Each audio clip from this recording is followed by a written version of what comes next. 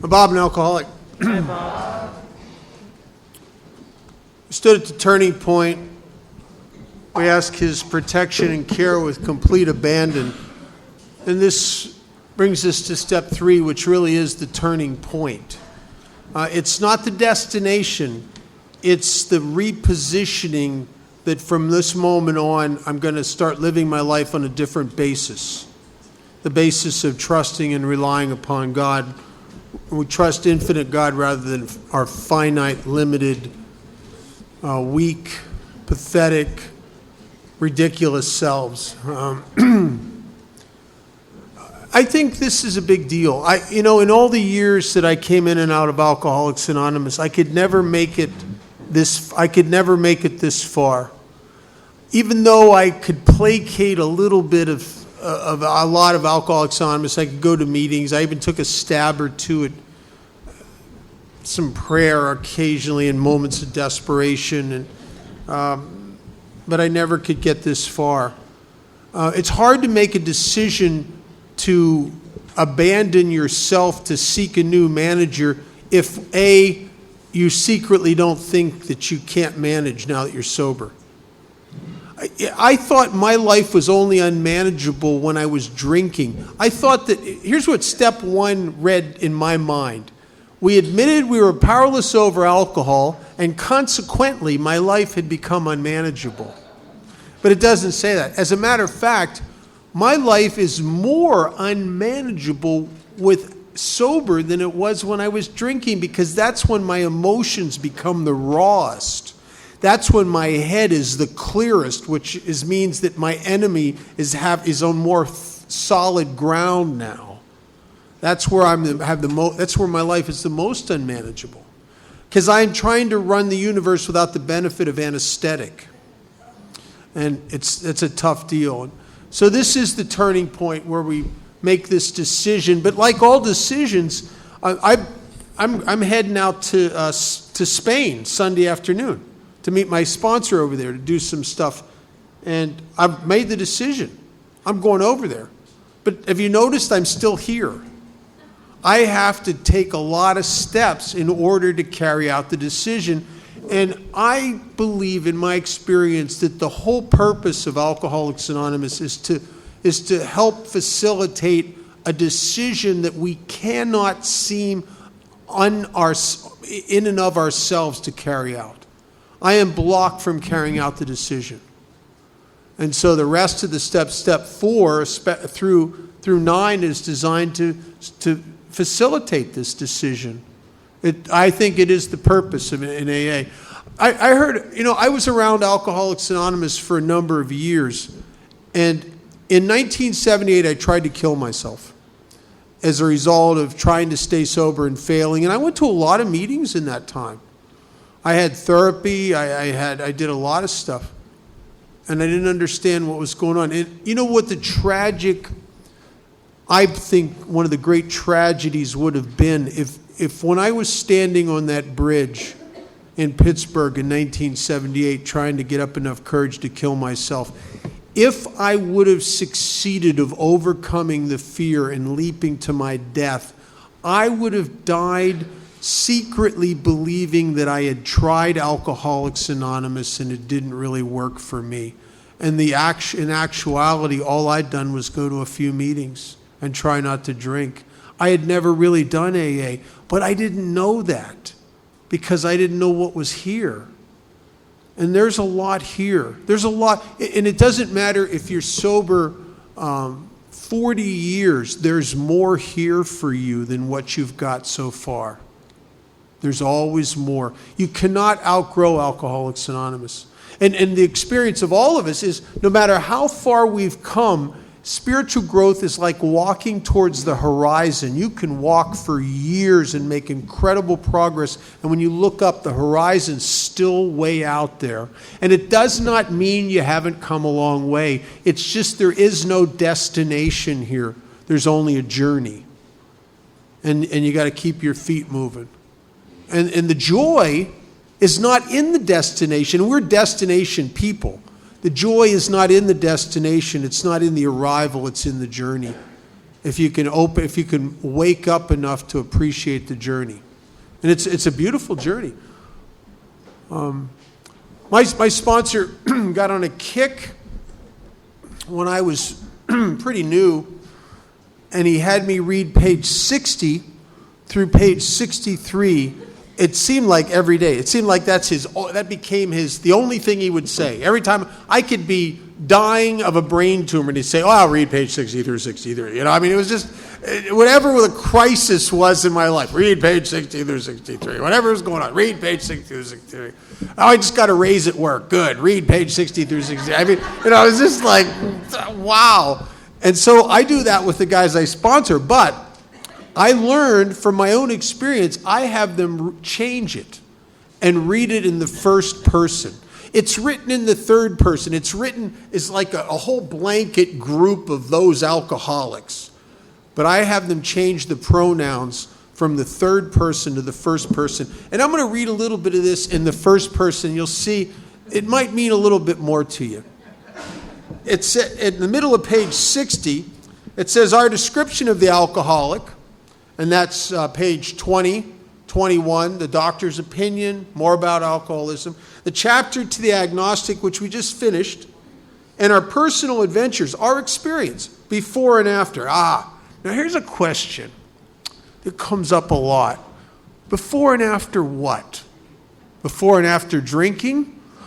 I don't think so. Because just abstinence from alcohol does not make much clear except how much I need a drink. I think it's before and after the promise in step 12. Before the spiritual awakening and after the spiritual awakening. So our personal adventures before and after this spiritual awakening make clear three pertinent ideas. A, that I was alcoholic, that I'm alcoholic, and I cannot manage my own life. And then there's a period. There's no caveat after that. There's no, I can't manage my own life except for sex. I can't manage my own life except for money or a job. I can't manage my own life, period. Now, that's sober. This is not in the past.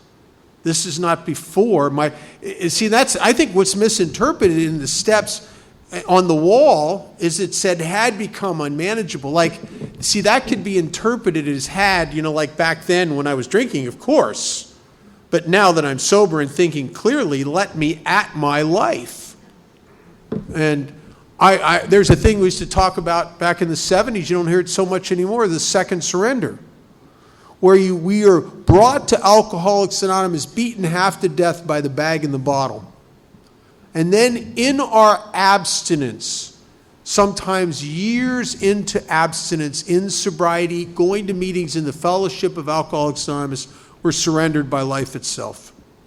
We're surrendered by an absolute failure through our very best concerted effort to wrest happiness and satisfaction out of this world by managing well. The harder we try, the more miserable we become. That we can, absolute failure of wresting happiness and satisfaction out of this world by our willful efforts. Now, that's not that we cannot obtain a high measure of happiness and satisfaction. It's just not by wresting it out of life. This country is founded on a premise it's an odd premise because it's the pursuit of happiness. I know a lot of you have pursued happiness. Can I see the hands of the people who have caught it? What is it about happiness? The more I pursue it, the further it gets. It's like, I just can't. And yet, sometimes in moments when you're not trying to pursue it and you're just helping somebody else, and you're caring about somebody else, sometimes happiness will come up and bite you in the ass when you're not chasing it. So, those three pertinent ideas, that I was alcoholic and could not manage my own life, B, that probably no human power could have relieved my alcoholism, and C, that God could and would if he were sought. And then the next thing it says is being convinced. You know, in step 1, when Bill talks about it in chapter 3, he says it different than on the boards.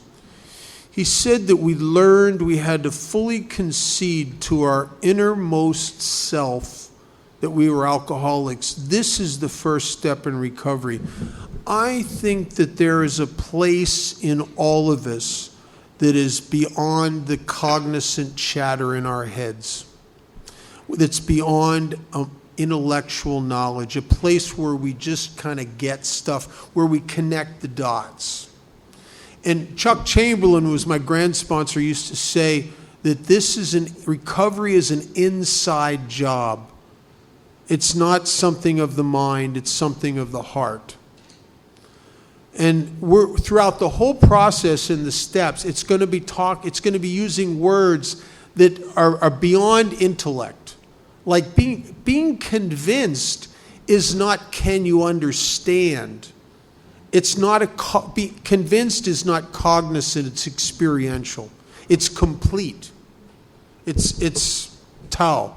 It's complete. So being convinced, so there's no debate here, there's no chatter, there's no I can see now. Being convinced of those 3 propositions, I was at step 3.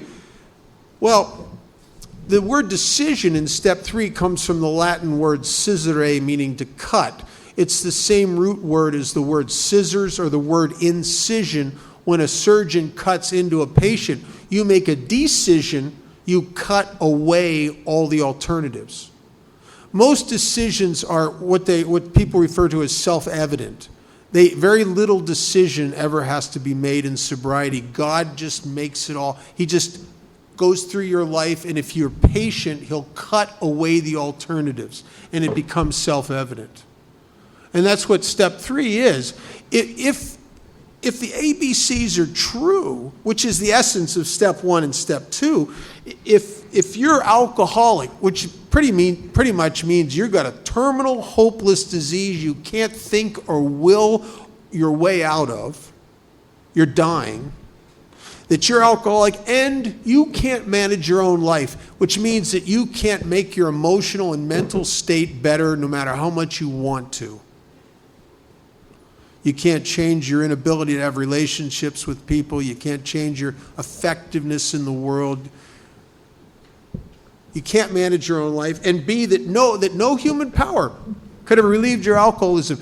You didn't have to convince me of that. By the time I got to Alcoholics Anonymous, I'd been in Gestalt therapy, rational emotive therapy, transactional analysis. I primal screamed. I'd been hypnotized, regressed back into my childhood, trying to find out if someone had damaged me or maybe I was mispotty trained or something because I felt damaged. I thought maybe if I could uncover the thing in my childhood, I could be normal and wouldn't have to drink, and it didn't work, but I do from time to time, if the doorbell rings, have a tendency to want to bark like a dog, but I don't.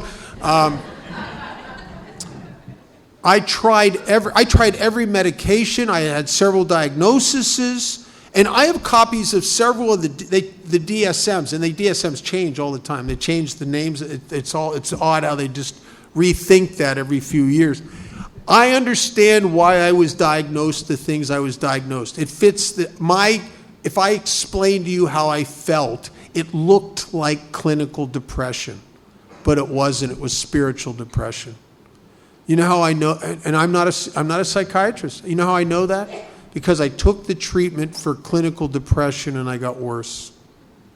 It wasn't until I came to Alcoholics Anonymous and started to take the actions that are designed for spiritual depression that I started to get better. My problem is I was selfish and self-obsessed and self-concerned and self-focused and self-absorbed. And of course I was depressed because I am all I think about. I'm all I worry about. I'm all I wonder about. I'm looking at you, wondering if you're looking at me and what you're thinking about me. I'm worried about my finances, my relationships, my recovery, my feelings. It's me, me, me, me, me, me, me. and that is depressing. I would smother myself with myself. I'd just get me right on me so that I couldn't get me off of me. And I am that guy. I'm that guy. No human power could relieve my alcoholism, and I tried everything. But that God could and would if he were sought. Well, I think most of us, by the time we get to step 3, we're not sure of that yet. I don't think you're sure that God could and would if he were sought until after you sought him for a while and started to experience the results of that. But I was willing to believe. There's a part in the book earlier, and there's a solution. It says, before you ever come to believe that God will help you, before you ever come to believe in AA, it says you'll first come to believe in the hopelessness and futility of life as you'd been living it. And then when you're approached by those in whom the problem had been solved, there's nothing left except to pick up this simple kit of spiritual tools. And I don't know that God's going to do this for me, but it was evidentiary to me in the fellowship that he had done it for some of you. I could see it in you. I heard your stories. I identified and connected with your emotions and your thoughts. I knew that you were like me, yet evidently something had happened to you. Because you don't sit within your world and in your life the way I sat within mine. Something had happened to you. And the beginning of the kernels of hope is that maybe what happened to you could happen to me. So Janis Joplin used to sing a song written by Chris Christopherson, Bobby McGee, and there's a line in there. It says, freedom's just another word for nothing left to lose. You know? It's like, what do I got to lose? It might mean that I have to throw out some old ideas. It might mean that I might have to find out that I was wrong about life, and I'm wrong about God, and I'm wrong about me, and I'm wrong about a lot of things. It may mean that, but in the big picture, that is a little price to pay for freedom. Are you willing to be wrong? We talk a lot about being wrong in AA. Start 4 through 9 is all about being wrong. And if you're new here and you can't stand being wrong, you're going to have a rough time here. I'm telling you, because it's a lot of what we do is we rethink our position in the universe. We rethink ourselves. We admit that we were wrong. The very essence of humility is to go through life in suspect of your own perception and judgments. I hope I never stop being suspect of what I perceive and think, because I think it is the springboard from all spiritual growth is my own suspect of Bob. Very important. So being convinced, I was at step 3, which is I decided to turn my will and my life over to the care of God as I understood him. Well, just what do I mean by that, and what do I do? First requirement is that I be convinced. Here's that word again, innermost self down in here. Not kind of see, convinced that any life run on self-will can hardly be a success. Am I convinced? I wasn't. I had to run my life sober for a couple years before I started to become convinced that I could not manage my own life sober. I mean, why should I believe that? Just because you say? Well, you guys are stupid anyway. Why should I believe that? I wasn't convinced of that yet, but I became convinced of it. And the longer I'm sober, the more convinced I am of this, that my life run on self-will is not only, it can't be a success, it's almost always a disaster.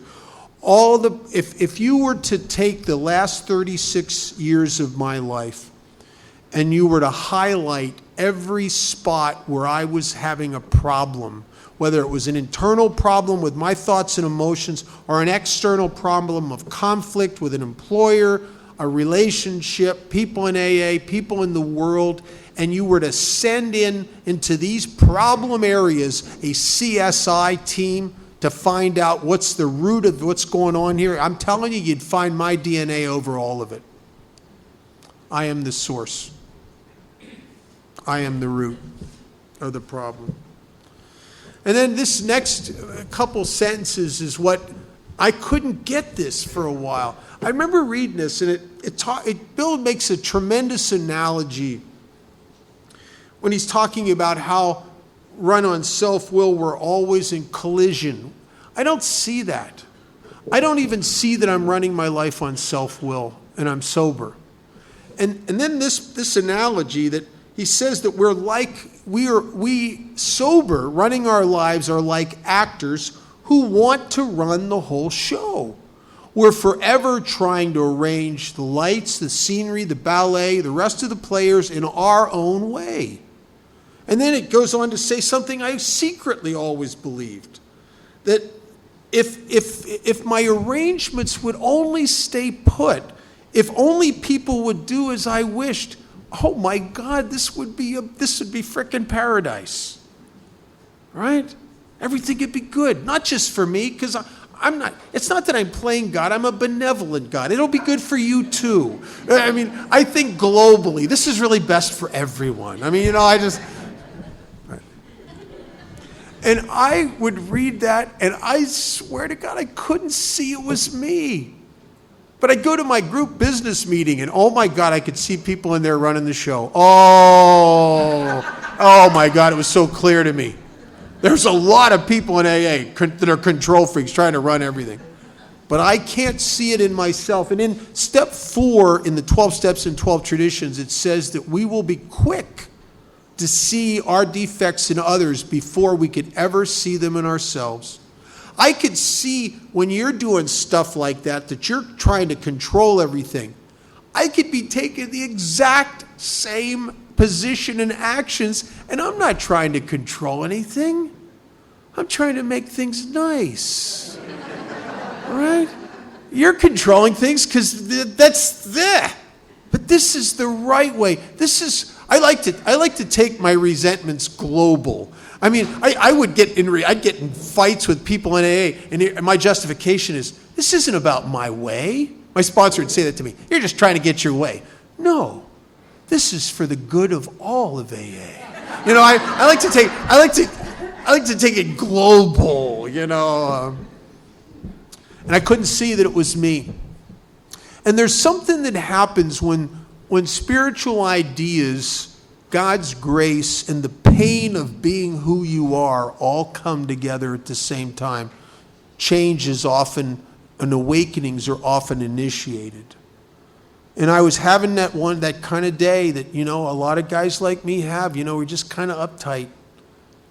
And just, it starts out, do you ever get up in the morning with a little bit of edge in you? You don't know why. Just a little bit of angst. Like maybe you were dreaming somebody was getting in your way or something. You just wake up, just a little bit of angst. Nothing, you don't know why, just a little edge. And I go to work that day, and I was working as a cashier in a retail store, and pallets of merchandise came in that had to be priced and put up on the shelf. So I'm out there with pricing guns and calculators. I'm on the floor of the store grinding away, pricing this stuff, and the 2 other employees aren't doing nothing. They're standing up at the cash register, drinking coffee and talking with the customers and laughing and carrying on, and I'm back there grinding away, pressing this stuff and putting it up, redoing those shelves, and then customers walk right by them and ask me for help. Don't they realize I'm in the middle of a project here? Aggravating me. It was as if all this little stuff had gone. It was like tightening a spring in the pit of my stomach that would just get tighter and tighter. The boss comes in, doesn't even acknowledge my sacrifice here, and just is having a cup of coffee with the idiots at the cash register that are the slackers, the guys that are doing nothing, right? Doesn't even give me an attaboy, nothing. By the end of the day, I'm just angst up. I just can't wait to get out of there. Now I'm a secretary at the rush hour group, and I got to get over there because I'm meeting a new guy. and he's going to be there before the meeting because I want him to meet me there early. I'm trying to give him good habit to get the meetings early. So I get out of work, and now I'm in kind of a hurry, and I have to stop at the grocery store because we used to do our own coffee and get a pack of styrofoam cups because the meeting was low on styrofoam cups. So I get into the grocery store, and now I'm in a hurry because I don't want this new guy to get there before me. And I get the styrofoam cup sleeve, and I'm in the 12 items or less line waiting, and I'm behind a lady, and I'm counting her items, and she's got 15 items. I counted them twice. The second time, I'm obviously counting them because I'm going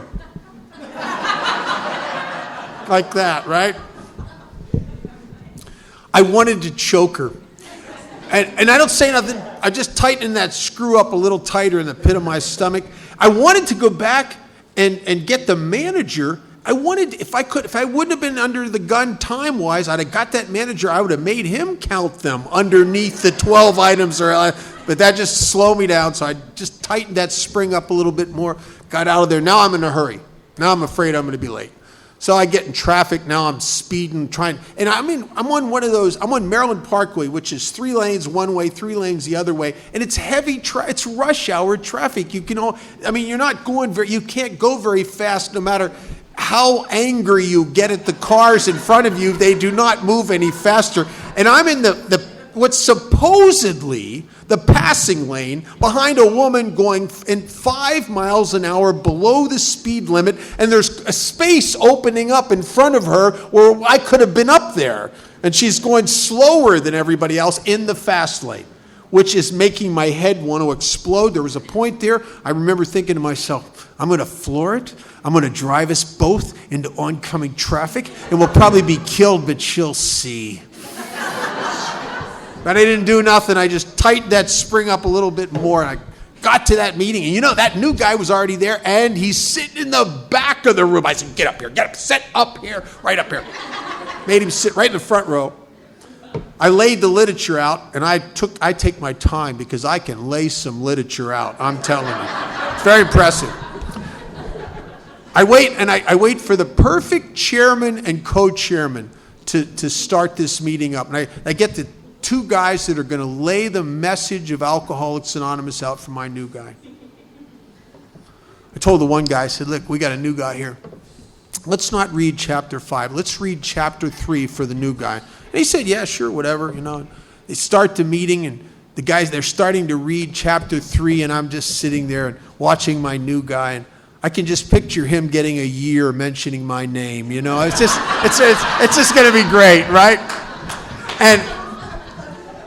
And they get done reading chapter 3, and the chairperson says, anybody have anything they want to kick us off with? And some guy, I didn't know who he was, some new guy evidently, raises his hand and starts talking about shooting heroin.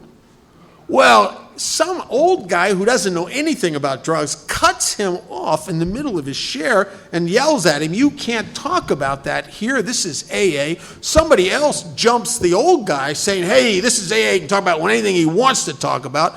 And it's become the meeting from hell. I'm sitting there, and the whole vision of my new guy getting a year mention of my name is like smoke in the wind. It's just dissipating right before my eyes, man. And I'm getting angst. By the end of the meeting, this is a horrible meeting. By the end of the meeting, I am so fed up with Alcoholics Anonymous because I'm the only one who cares here, really. I'm the only one who sees AA. These are stupid. And I get out of there, I go home, and I've been conditioned like Pavlov's dog to call my sponsor. And I call my sponsor, and Dick gets on the phone. I start telling him about all this crap, and he says, read page 60 through 63. And I get to the bottom of page 60. I'm like an actor who wants to run the whole show, is forever trying to arrange the lights, the ballet, the scenery, the other employees, the customers, the people in the grocery store, the people in traffic, the people sharing in the meeting in his own way. If his arrangements would only stay put, if only people would do as Bob wished, this show would be great. And for the first time in my life, I could see that that was me. And it was like a window open. And here's the pathetic part. This is not something I just started being like. This had been a problem, this had been my position in the world for as far back as I could. And when the veil lifts, all of a sudden you can see it. And you can see it through your whole life. And it goes on to talk about the root. That selfishness and self-centeredness is the root of our troubles. And all of a sudden, a lot of my life started to make sense. I started to realize why I never felt like I fit out here in the world. Because self-focused, self-absorbed, self-centered people whose consciousness is centered on themselves, we don't live out here in the world. We live up here in this one. I don't live my life. I live the story in my head about my life. I live the daydream of Bob. I don't live Bob's life. You ever had whiteout sober? You ever drove to work? It's a 20-minute drive and you get there, and if someone were to put a gun to your head and say, tell me one thing you saw on the way to work, and you don't remember any of it because you were thinking about your life. You weren't living it. Right? See, I'm not in reality. Self-centered, selfish, self-consumed, self-focused, self-absorbed guys like me, we don't live this live and let live. What's that about? I don't even know how to live. I don't have the power to live. Alcohol used to set me free and I could come out here and live. I'm sober. I don't know how to live. I'm in the bondage of self. I'm in the bondage of self. And that's one of the things I ask God for in the third step prayer, is to relieve me of the bondage. I'm shackled helplessly to my own self-obsession. I can't think it away. I remember having this sort of epiphany experience where I realized I was self-centered. And here's the kind of ego I got. I got it. Oh my God, I'm self-centered. I was so glad to see that because I'm just never going to be that way again. Right? But self can't move self out of the center. The book says that we can't wish it away any more than alcohol. We had to have God's help. And it's more than just praying for it. I have to position myself to catch the grace. And that's, we start opening ourselves up in step 4 and start to this transition of self-reduction through steps 4 through 9. So hopefully I can shrink Bob enough so I'm not going to be blocking God's grace anymore. See, there's too much of me between me and God. That's why alcoholics from the beginning of time have begged God fervently to stay them sober, to keep them sober, and drank themselves to death. Because there's too much of you between you and God. And so somehow in this process of the 12 steps, I start to get free of the bondage of self. And that's what alcohol did. Isn't it? I think it's remarkable to discover after years of being in this program and sponsoring guys that what I've tapped into is something that works almost identical to getting high. When getting high was magical, a guy like me could walk into a bar, do a couple hits, a couple lines, and 4 or 5 shots of tequila, and no matter how depressed, no matter how lonely, no matter how disconnected from life I felt walking in there, I'd get free. I'd get free from the bondage of self because I walked in there with me just on me and I can't get me off of me. And to find out years later that the whole purpose of Alcoholics Anonymous is to recreate slowly and incrementally and sometimes intermittently what alcohol at one time did very quickly. That the end result of Alcoholics Anonymous is an effect not unlike the effect of alcohol in the early days of my drinking when it was magical, when it set me free. And that's good news for a guy like me.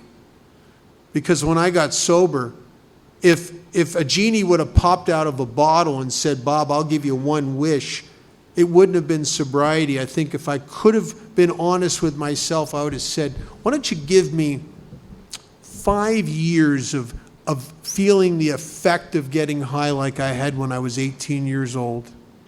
I'll tell you what, God, you give me 5 years of that, you can kill me at the end of those 5 years, but I want that freedom because it was all that I ever knew that made life worthwhile. And so somehow I have to reproduce that in recovery. Or the problem is that this thing called abstinence will just wear on me and pale so brutally that I will not be able to stay here. You know, we live in a bad time in Alcoholics Anonymous. We're losing a lot of old timers because they forgot. They be sober long enough to have a lot of ego return, and with the ego comes a sense of entitlement, and they don't row the boat anymore. They don't do the work anymore. They say weird things like, oh, let the newer people go to the detox. Let the newer people go on the 12-step. Let the newer people take the commitments. And almost as if they filled up with themselves again.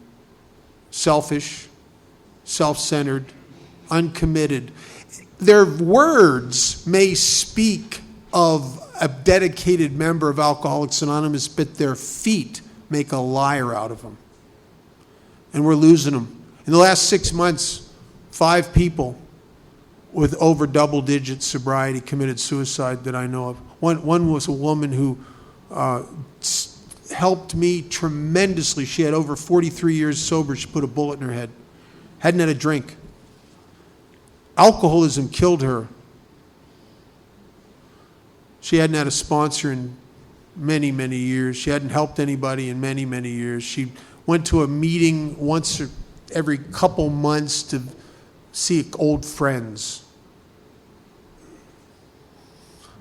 One of my grand sponsees who became obsessed with a relationship, and it went south. He drove her away because he was so obsessed with her, she couldn't take it. He was reading her emails and checking her phone, and he was nuts. He was nuts.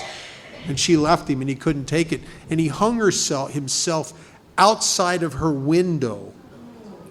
And it was a crime scene, so they couldn't cut him down. They had to leave him there overnight because CSI was really backed up. So he hung there outside her window for over 24 hours.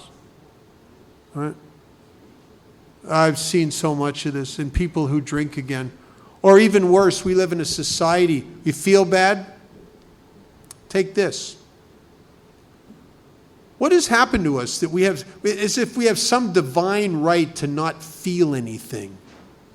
Where did that narcissism come from?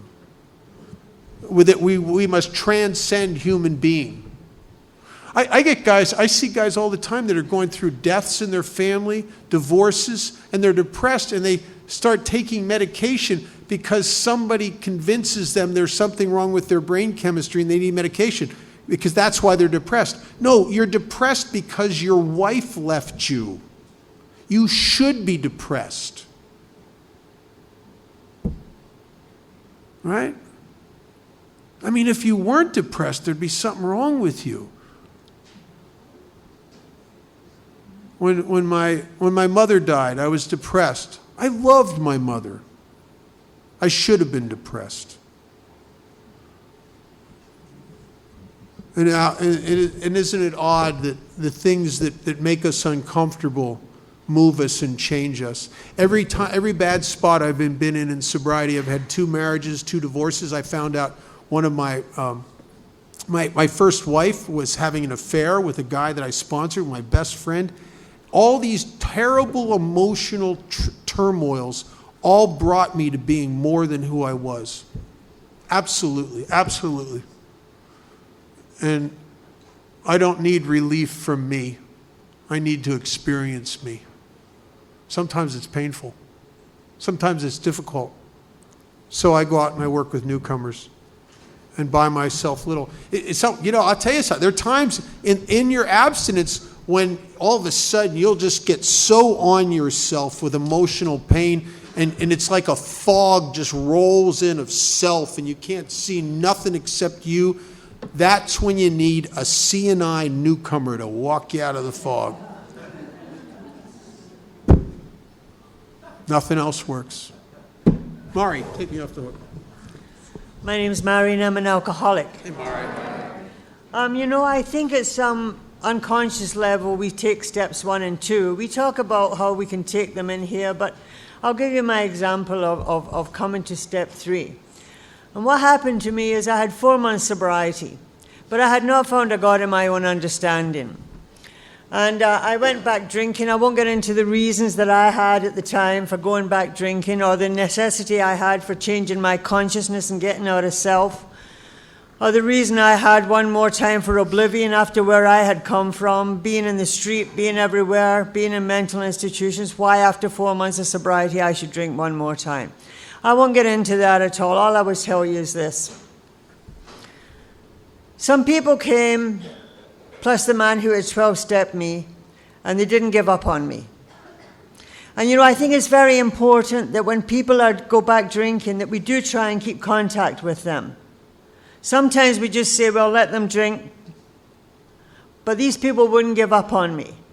So they came one night and they took me to a meeting. And I was in very bad shape. They told me I was shaking so much strangers were waving back at me. And that night, a gal from Alcoholics Anonymous spent the night with me. And the next day she said to me, I'm going to leave you now because my sponsor said you're a loser. And I only stick with winners in Alcoholics Anonymous. But before I go, I'm going to ask you to kneel down and say the 3rd step prayer. I said to her, I kneel for nothing. And then something said, think of your children's eyes. And what I did was, I got a vision, and I believe it was meant to be, it was in my head, and it was a clear picture. The previous Christmas, I just got out of the mental institution, and it was near Christmas. And I said, I want to go and see my children in Jamaica. And I called my family in Scotland, and they called my ex-husband in Jamaica. And he said to me, because I spoke to him, he said, you can come in Jamaica, you can have the kids for 5 days. He said, you can stay at the Pegasus Hotel in Kingston, and I will come and check on you 3 times a day, 4 times a day to make sure you're not drinking. And someone will bring them to the airport, and you can rent a car and have them for 5 days. I put my kids on the phone, and they didn't know where I'd been because I'd been missing in action. I'd been in the street. I'd been in mental institutions. And they were so happy. My poor little boys, they were taken away from me at such a young age. And I asked them what they wanted for Christmas, and they told me. And I got on the plane in Edmonton, Alberta, and got off in Toronto to get the plane to Kingston, Jamaica. And while I was waiting in the airport for that plane to go to Kingston, Jamaica to see my darling children, I bought a bottle of vodka. And between Toronto and Kingston, I drank that whole bottle. And when I got off the plane in Kingston, my children were there shouting, Mommy, Mommy. And I dropped down drunk at their feet. And the person who brought them to the airport said, you won't be seeing your mother this trip. And I remember lying on the ground and my children being led away and the pieces of Christmas paper from their presents because they'd been fighting with me to get their Christmas presents. And my children were looking over their shoulder at me with the eyes of the child of the alcoholic. The broken promises and broken dreams one more time. And I wasn't allowed to see them all that trip. I had to go back to Toronto, to Edmonton. And that is what I thought about. And I knelt down and I said the 3rd step prayer, not really understanding what I was doing. But you see, the memory and the haunting of that made me receptive for God's grace. And from that moment to this, I have not had a desire for a drink. So you see, a lot of times step 1 and step 2 are taken at an unconscious level before we even come in the door. And now we are conscious. And there has to be more. You know, the first 6 steps that Bill Wilson had, because originally in the early days of Alcoholics Anonymous, there were only 6 steps. And the 6th step was prayed to God as you understand him. And when Bill sat down and eventually wrote the 12 steps, he found that God had come to the top, rather than just being at the bottom of these steps.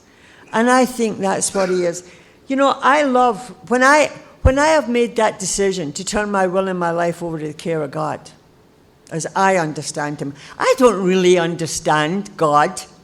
I mean, if I understood God, God wouldn't be greater than me. Carl Jung said, God is anything the intellect is not. He said man has about the same chance of understanding God as an ant does the contents of the British Museum. Just a little tiny thing looking at all these marvelous, humongous things. How can I understand God? I can't. But what I know is that I need that power. I need somebody else to run my life, and I can turn it over to my sponsor. But then again, that's not going to be enough because my sponsor is human. I want to live a good life because I don't know how to.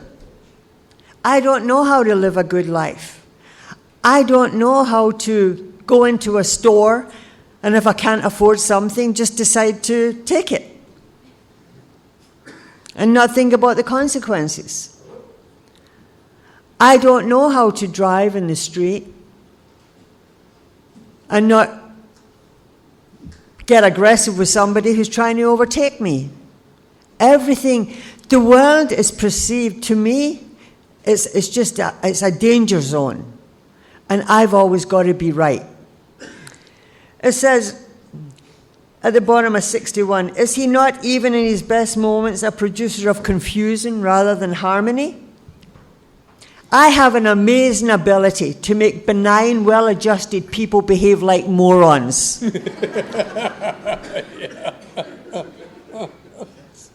That is just a natural ability. And I can do that in sobriety. I'll give you an example. A few months ago, I saw they were having a sale on tissues.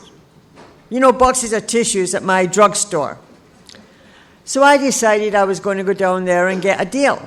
Now, I have never cared what the external of a box of tissues looks like, ever. So I go in there, and there's this one woman at the big bin pulling out all the ones with flowers on them. I decided I should bring that to her attention. The unfairness of that. Because I want the world to live on a fair basis now. So I said to her, excuse me, you're taking out all the boxes with tissues on them, with flowers on them. She said, I only like the ones with flowers on them. I said, so do I. And I started fighting her at this bin to get out these boxes. And in the end, she had 11, and we're actually hustling each other. And she has 11, and I have 1 with flowers on it. And she said, give me your one, and I'll have a dozen. I said, no. And then I stopped, and I thought, just a minute. I'm 70 years old, Dan. I'm almost 30 years sober, and I'm still trying to run the world. And she said, because her and I'd argued with her a little bit about how unfair she was being, and she said, you know, it was okay in here till you came. You know, and I took that personally, you know. And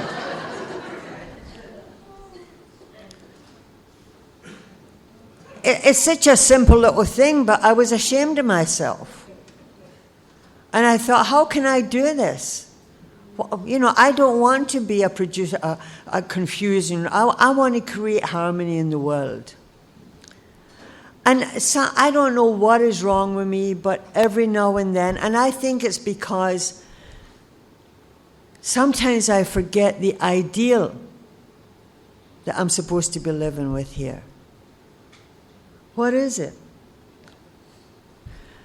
I am making a decision to turn my will and my life over to the care of God as I understand Him.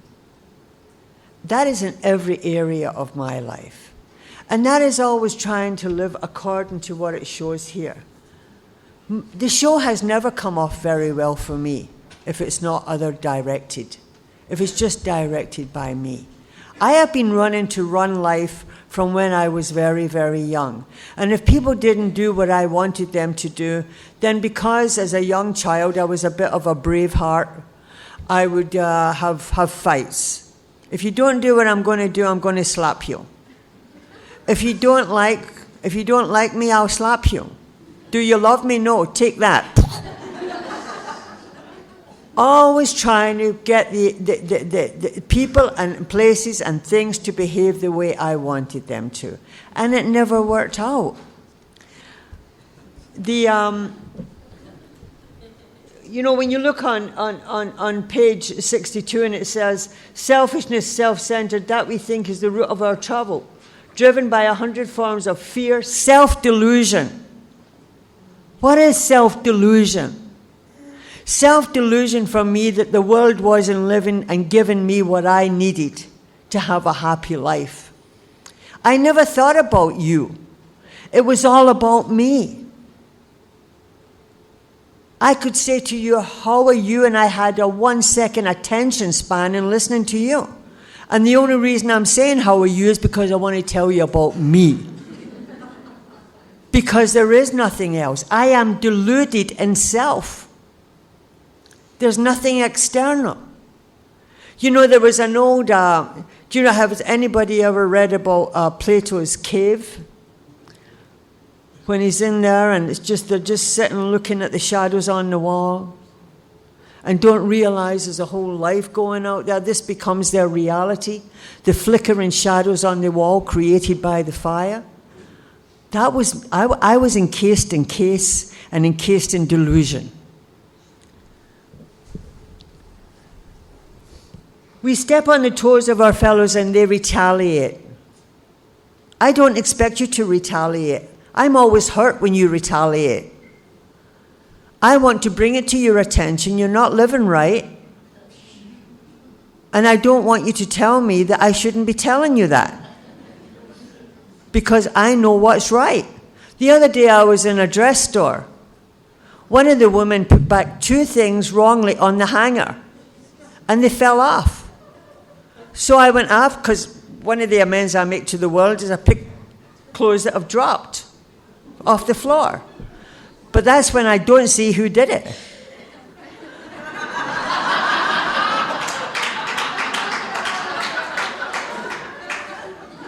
So I followed her down to the cash registry and I said, excuse me,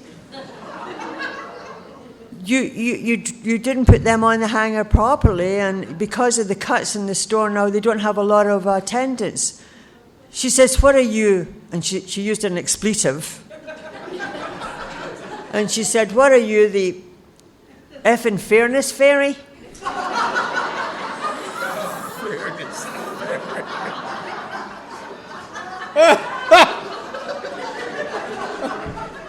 And I was very hurt.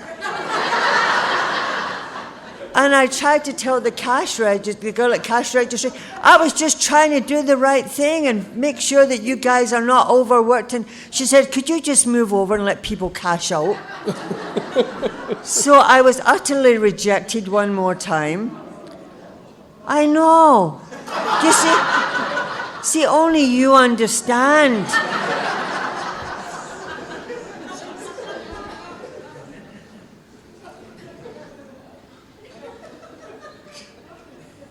So, I have to have God's help. The universe is running very well, thank you very much, without me.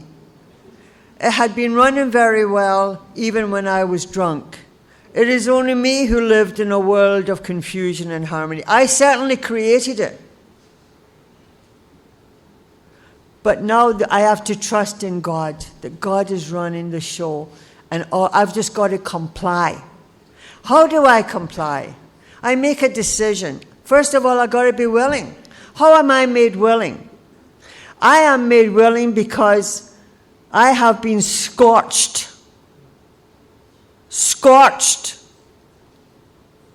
by not doing it, by living on my life, my self-will. Selfish, self-centered self-will run riot. I have suffered the consequences of all of that. I don't want it anymore. One of my ancestors was in a mental institution from when he was 38 till he died at age 74. On Ancestry.com, I found out where he'd been, because my family doesn't want to talk about the little nervous conditions we have in our family. Alcohol-induced megalomania. Megalomania. And I think that I can have a little bit of megalomania without the alcohol. A little bit of thinking one more time that I want to control everything. And if you ever want a lesson in humility and trying to think you still have control, go to a business meeting. So how do I do that? Well, you know, we've got directives. We've got directives for step 3. What is the first one? Well, it's at page 62, the last paragraph. Here's the first directive. First of all, we had to quit playing God. It didn't work. Next, we decided that hereafter in the drama of life, God was going to be our director. I like that concept. He is the principal, we are the agents. He is the father, we are the children. I like that. I like the fact that he is the father. When I had this hard time with a God of my own understanding, I remember they had said to me in the beginning, because in the front row, when I told you I used to sit last night, it was called Shaker's Row. We were all newly sober, and we'd all be sitting shaking and being goofy and trading horror stories. We had a discussion about this God of our own understanding. And one of the guys said, "You can use a light bulb." I said, "A light bulb? That's a good concept." And then an old-timer says, "But it's only got a certain lifespan. What happens when the light bulb goes off?" You will hear incredible things. I have a sponsee that wanted his higher power to be Buddha. And I said, "Who is Buddha?" He said, "I don't know, but it's something in Star Wars and it sounds good." He didn't even have a concept of what was really in Star Wars. You know, I mean, he's calling it Buddha. He has no clue. And then you'll hear it's a door handle. Well, try 3 o'clock in the morning. We've got to have something tangible here. And what is it that we feel that is tangible? What is it that we feel? You know, when Abby visited Bill Wilson, and he was all lit up, and Bill Wilson said, "My God, he's got religion." Because Bill had been looking forward to trading war stories and sharing a good drink or two. And suddenly he looked at Abby and he said, he had a power. And I realized it hadn't been within him. It had come from without. Where does that power come from? From without. That power comes from being in a spiritual room and being open to this concept that is not religious, but is embodied in the third step. and being cracked open by pain and grief and suffering, where you're cracked out of self and you're willing to let this new power come in. God has always been there, but I've shut him out. So I've got to let him in by the actions I take. There is something amazing, and I always do it with my sponsees. Bill talks about how he took the third step in Bill's story. How I do it is the way it's done here. I kneel down in the kitchen the way it was done. I am replaying what was done for me. That is what we do here. There's nothing original. There is something wonderful with two alcoholics kneeling down, holding hands with somebody that's still not quite sure. Am I ever going to get it? Am I ever going to get a concept of a power that I can, a God of my own understanding? And saying the third step prayer. And there's a magic, because sometimes when they've finished, you look in their eyes and there's something there that wasn't there before. Have you ever seen that? My God, that's amazing. To see that kind of spirituality embodied in someone. They say the eyes are the window of the soul. There's something in there. We know what psychotic eyes look like. You know, you think the light is in the eyes of the people. Sometimes it's psychosis. We know how to differentiate that. So we're coming down here and we're saying, and this is the end of the promise of that we've already had in step 1 and 2. As we 63, as we felt new power flow in, and we enjoyed peace of mind, as we discovered we could face life successfully, because you suddenly begin to feel, I can face life successfully without inebriation, without annihilation of all things worthwhile, of not living my way. As we became conscious of his presence, we do, without even knowing we're conscious of his presence, because we're wanting to do the right thing. We are being led and directed by God. We begin to lose our fear of today, tomorrow, and the day after, because we know yesterday is gone. By this time we realize yesterday's gone. There's nothing I can do about the past. I am going to have a way to clear up that horrendous past that kept me drunk as I go through these steps. But it's gone. And tomorrow isn't born yet. I'm beginning to grasp that I no longer have to live in yesterday or tomorrow. What a concept. I can now live in today. We became conscious of his presence and we began to lose our fear of tomorrow or the hereafter. We were reborn. That's the thing I was talking about last night when I said that William James spoke about the people that had to be twice born. And I believe I was one of those. I was born, I was christened, but something happened. And I think that it is with our alcoholics like us, we have to be reborn in the fellowship of the Spirit. Through despair, degradation, a humiliation, and being external to the world, we have to be reborn. How am I going to be reborn? We're now at step 3. And I'm going to finish now, and I think it would be really nice if we could all say this step 3 prayer together. Shall we?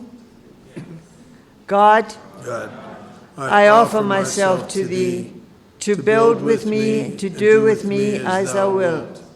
Relieve me of the bondage of self, that I may better do thy will.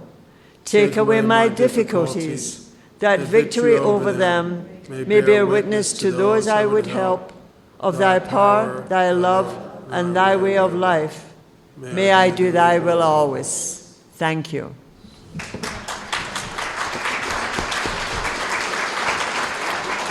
Let's make it a really short break, and then we'll come back to a short session before lunch.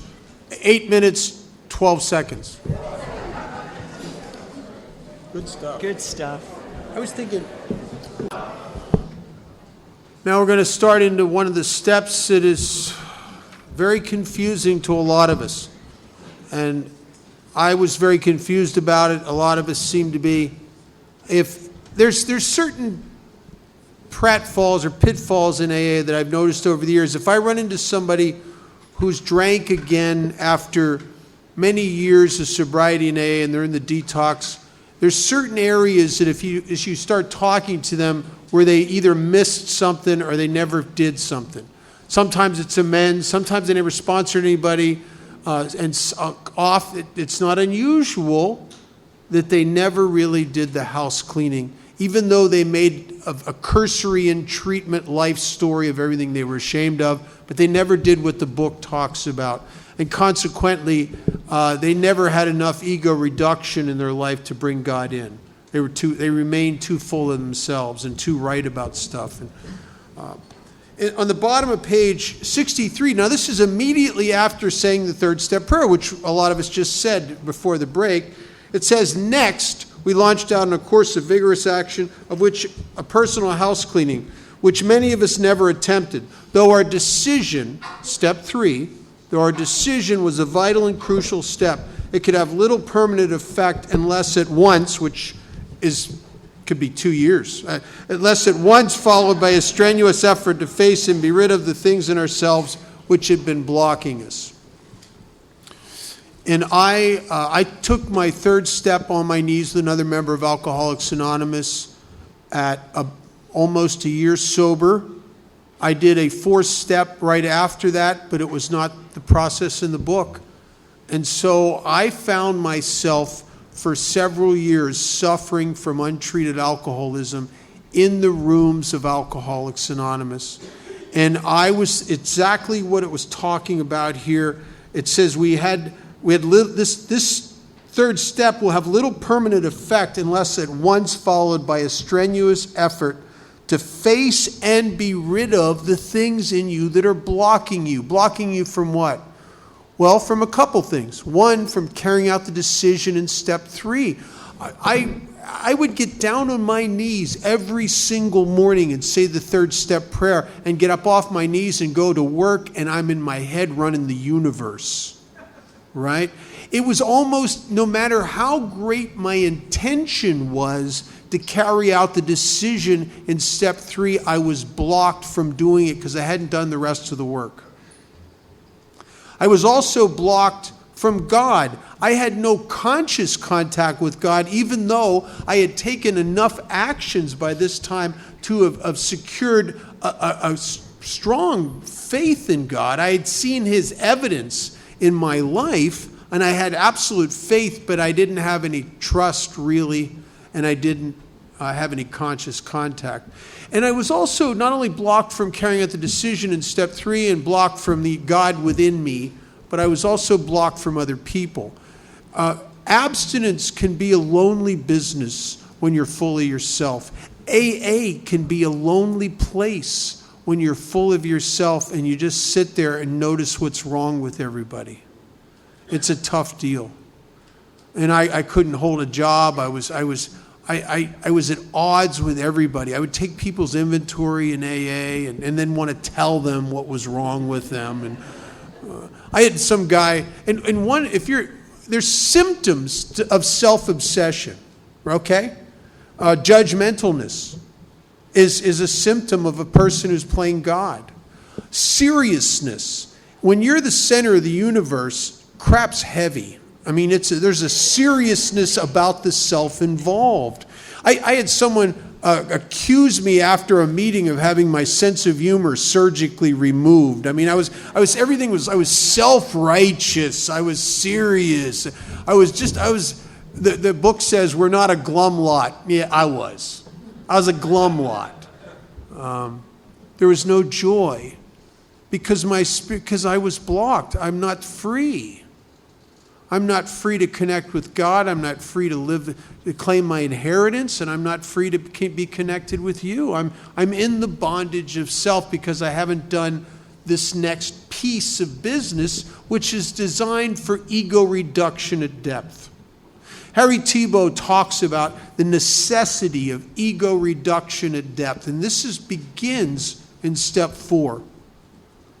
And so what do we do in step 4? Well, we're only going to do the resentment section before lunch, and then Mari's going to come back and do fear of sex in this, or fear and sex, and sex right in this room. Just depends who you are, that's all. Do you think I know more about it than you? I think you do. I always bow to the greater wisdom. So there's 6 things the book asks us to do in the resentment section. And this is going to be, I'm going to be a little academic here because I think it serves a purpose. In my experience, I wrote the life story, the 40 pages. I did the 12 by 12, the 30-some questions, and writing a page about each 7 deadly sins.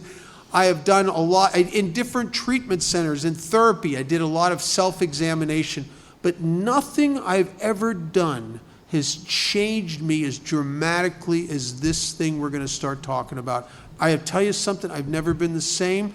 I tell the guys I sponsor that if they will not only do this, but then help other people to do it and listen to 5 steps, that they will, from that moment on, you'll be able to go to a meeting anywhere in the world and listen to someone share for 10 minutes, and you'll know just from what they're sharing, whether you'll get it intuitive whether they ever did this or not. Because something happens to those of us that do it. It's a freedom from the bondage of self. Not perfectly, not once and for all. But I'll tell you one thing that'll happen to you if you do this out of the book. You will never, ever be able to sell yourself the lie that you're a victim again. You'll know that you're the guy who put the target on your forehead. You'll know. You'll know how you made decisions based on self, which put you in that position. And you'll be awake to it because the veils will have lifted, and you'll see for the first time, you will see you the way everybody else has been seeing you. When it says that we're a baffled lot, we are a baffled lot because we feel victimized almost by unfair people. Why did they fire us? Why did she leave me? How come he's not my friend anymore? And we don't see, we see our justification, but we don't see what they see. If we were awake enough to see what they saw, we'd know why they fired us. We'd get it. We'd know why they left us. We'd know why we'd get it. We'd be awake to it. It wouldn't be a problem. We'd just go, yeah, I'd have left me too, right? And so we're going to start waking up. And I'll tell you what I believe. My experience, I think 90% of all spiritual awakenings are we just pull our head out of our butts and show up and see what everybody else has been seeing all along. We actually enter the world of the spirit, which is reality, right here, right now, where God is, where you are, where I should be, right here, right now. And so we do 6 things. On page 64, and I'm going to talk about this, and there's a chart on page 65, and I'm going to correspond the linear verbiage to the column so you can kind of make it clear. It says resentment's the number 1 offender. It destroys more alcoholics than anything else. I think even more than alcohol. I can look back at a lot of my relapses, and there was resentments, reoccurring feelings that were preceded the drink, the need for relief from them. And resentment comes from the Latin resentire, meaning to resensitize or to refeel or to replay. So resentment is the number 1 offender. And when you think about it, there's nothing that will alter your perception of reality more than a resentment, because it pulls the ego into full play. Did you ever notice that from the moment someone hurts you and you start building a case against them, from that moment on, they can't do anything right, can they? Isn't that odd? It's sort of outside the scope of human normal. You mean they can't do anything right? No. Even if they did something altruistic and kind and loving years later that would be evidence that they might have changed, what's the ego say? They're just conning everybody. The ego is hell-bent to be right in its judgment, because that's what the ego does. It plays God, it creates a judgment, and then it freeze frames that person at that place. If you label them as a selfish, sick jerk, 20 years later in your mind, they're still that person. Now, in reality, nobody goes through life untouched. Life will have its way with you, and people are forced to change. I don't imagine there's anyone in this room that's the same person they were 20 years ago. Because life has pummeled you a bit over the years. And it happens to all of us. But in a resentment, we deny reality as we freeze frame the person the way they were 20, 30 years ago. And so there is no forgiveness and there is no freedom. And when you do that, you're locking someone in a position like as if they were in a jail cell. Here's the problem. You're condemning yourself to stand guard at the entrance to that cell for the rest of your life.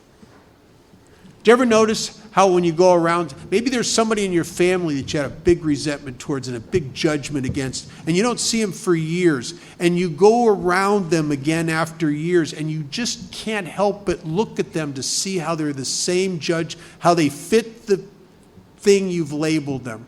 You'll ignore the good that they do, and you'll only see the bad. You'll only see the bad. Why are we so quick to see the bad in people? You know, a big part of my amends was that I had a lot of very loving, kind people that did a lot of nice stuff for me growing up. And I was so selfish and self-centered that I only noticed the bad in people, and I never even acknowledged or thanked them for their kindnesses and how the self-sacrifices people made in my childhood. I was so selfish. I never even acknowledged it. But I would quick to see where you might have been out of line. Imagined or real.